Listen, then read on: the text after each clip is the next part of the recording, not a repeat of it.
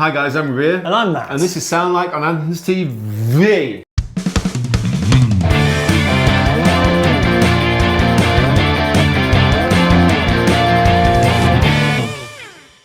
Hi to Rabea. Alright mate, how you doing mate? Not bad. We are doing a Sound Like Black Keys by Busting the Bank. Yes, they have a new album out and we thought, what better time to revisit that old chap Dan Auerbach. Dan Auerbach, we did a great job last time, if I do say so myself.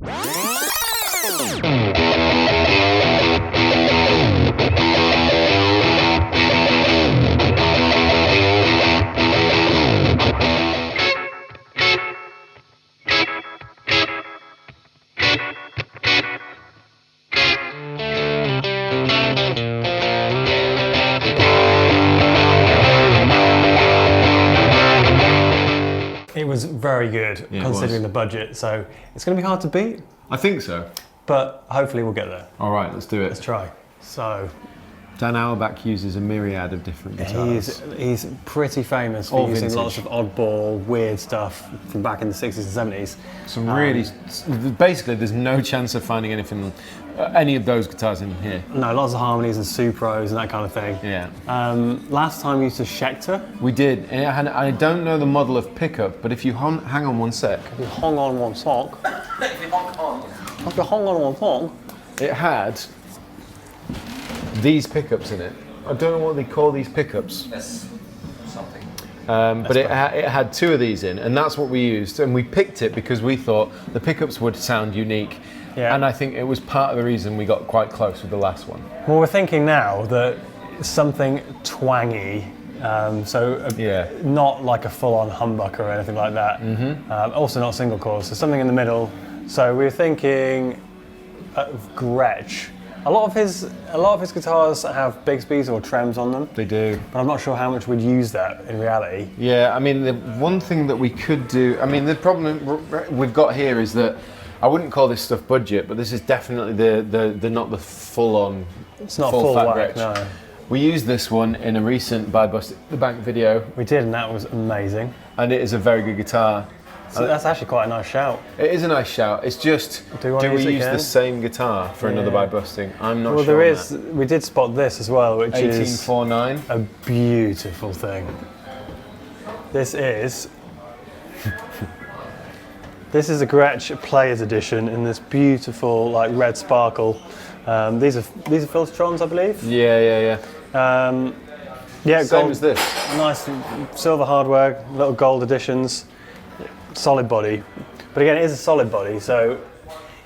But some of his guitars were solid body or are solid body. He had Bigsby in a lot of his guitars too. And he did, yeah. So and do we go semi-hollows? Maybe that's more accurate. This is more accurate. That's kind of full hollow though.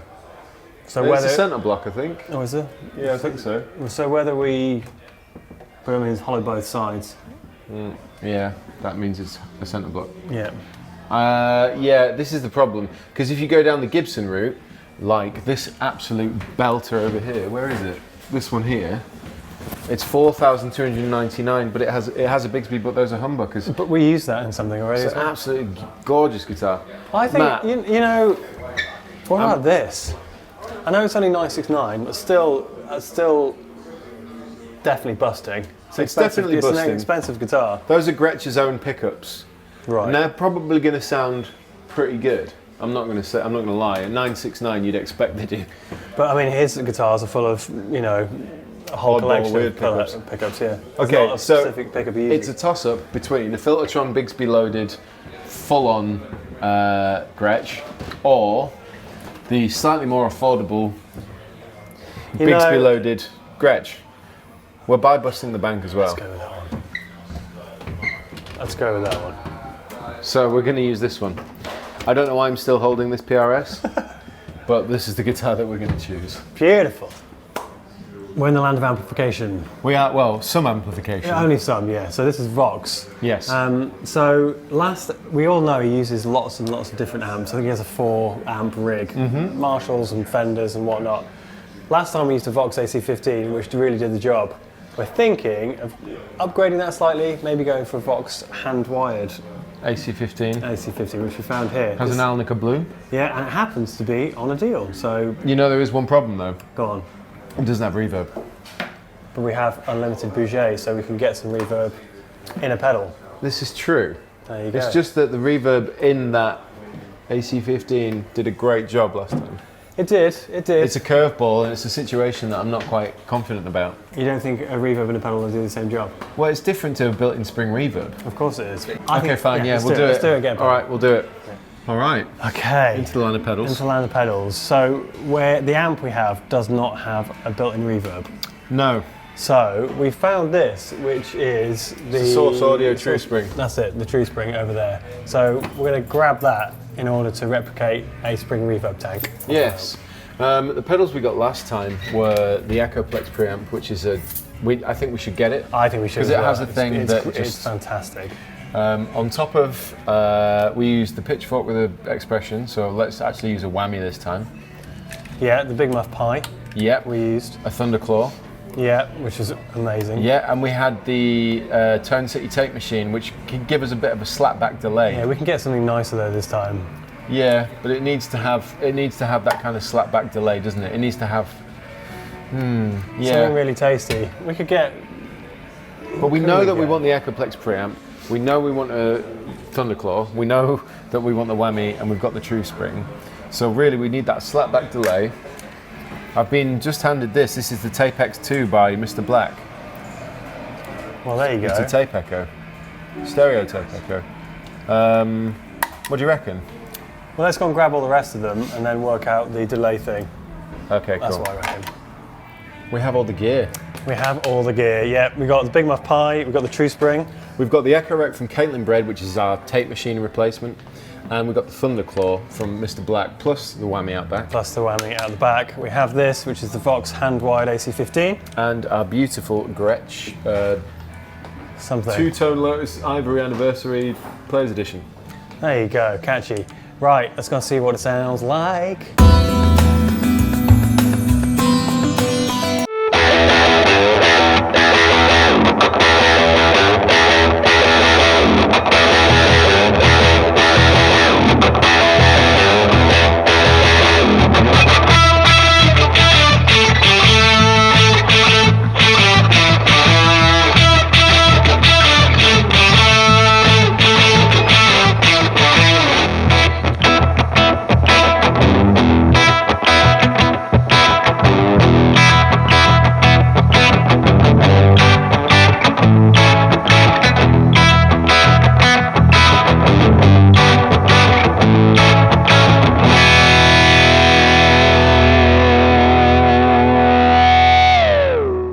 And we're back in the video room to sound like Black Keys by busting the bank. Yes, we are.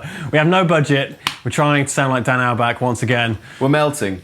We are incredibly warm. Every video on this shoot so far, we've said it because it's so hot. Yeah, and this, if we didn't think this gear was hot enough, it's hotter now. Yes, it is.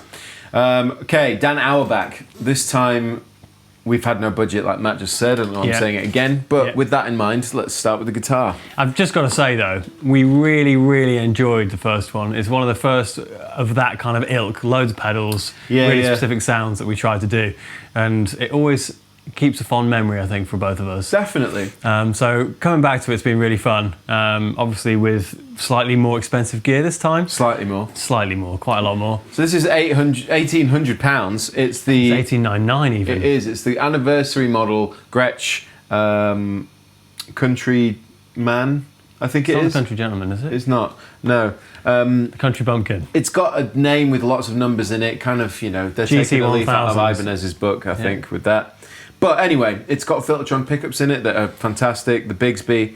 So it was the closest thing we could find in the store to do the Dan Auerbach thing.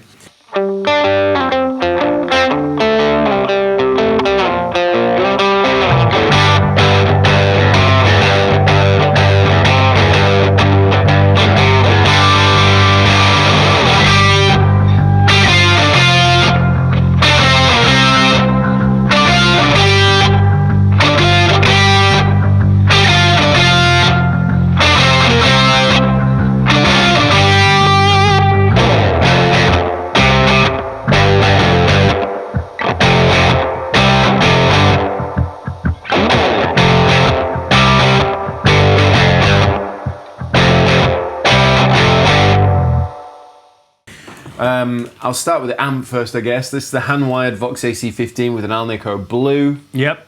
No reverb in it though. They happen to be on an epic deal at the moment, so you can pick one up in the description box below. And this is how it sounds straight into the AC15.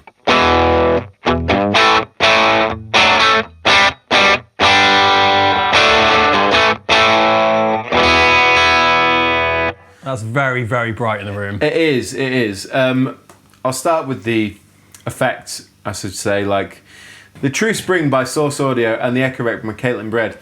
The thing with these two is that because they're in front, they're really intense, like the amount they give you. That is the one limitation of this rig. There's no effects loop in the Vox. Yeah.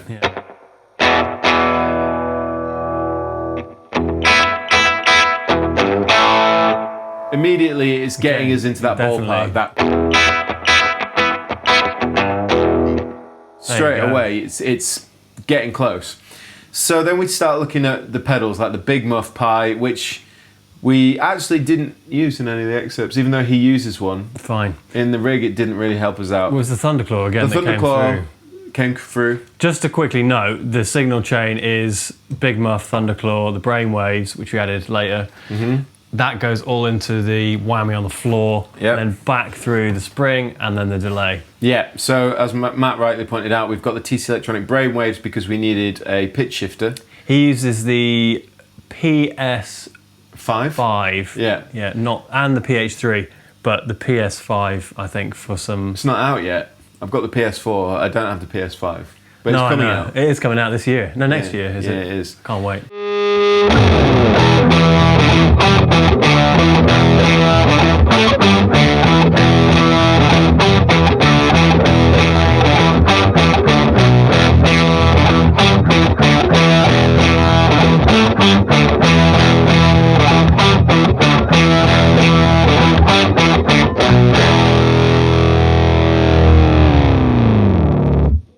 So we've got the Brainwaves instead, which the PS5 or PS4 would actually kill. In any case... Watch out, kids. Yeah, the Brainwaves is really useful. It's a harmony, it's like a pitch shifter pedal, and we use that actually just now on a... Yeah, and then we throw in the Thunderclaw.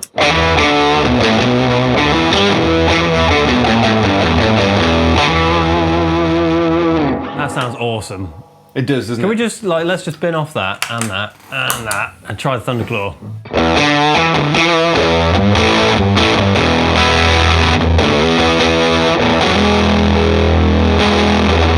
That sounds great. It's a fuzz distortion, as it were. Yep. I've actually, for the last excerpt we did, I rolled the treble all the way off, as you can see. All right, let's try a bit. And the bass is all the way up. So this is how it sounds.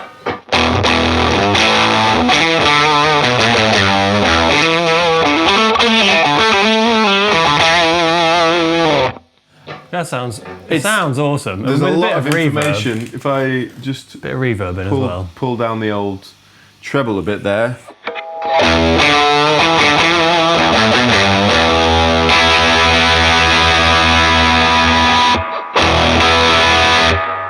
Nearly. It's a lot. It is a lot. But it's a great sound. Like, just full on, I don't even know how to describe it. It's just a huge, huge raw sound. And if you take the Thunderclaw out, and then we put the effects back in, the reverb and the delay, and then we use the whammy, we can do the...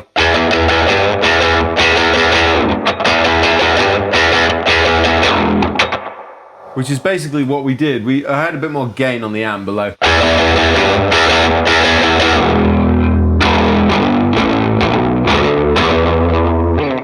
That's great. Yeah, that's probably too much. It is.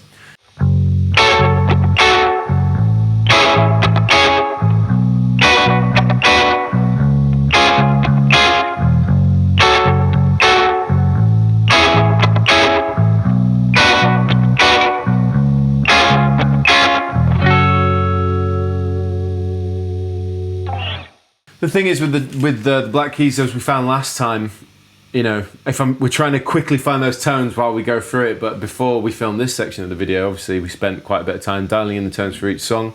Yeah, and we do it, just so you know, find the tone for one song, film it, move on to the next one. So But I guess you can kind of hear when we've skimmed over here that all the tones are really achievable. It's a great, what I'm really impressed with no pedals, it's a great sound straight out of the box. Yeah, definitely. And the box of Vox. The box of Vox, the Vox box. There you go. But it's also a very versatile rig, as we always say, when we pull out many different components. Should we just try the Big Muff Pi, just for reference?